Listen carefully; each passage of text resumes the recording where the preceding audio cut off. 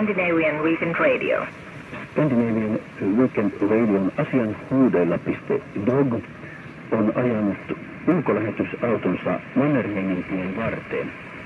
Seuraamme Helsinki City Games yleisurheilutapahtuman käynnistävää yleisötapahtumaa.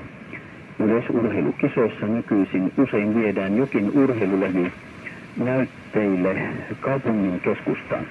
Miten se on ollut seiväshyppy?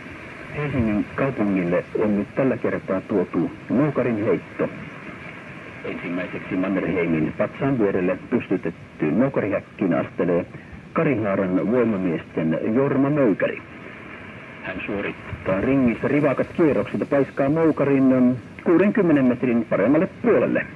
Moukari kaataa Stockmanin seimustalla seisovat roskikset. Hänen ensimmäisen kierroksen tuloksensa on 63-24. Seuraavana rinkin astelee kisan ennakkosuosikki Rytömäen Rajun Kalle Vahvakoura. Hän näyttää aloittavan kisan varmistelevalla heitolla, mutta silti lokaa kaartaa komeasti lähes 70 metriä ja rämähtää raitio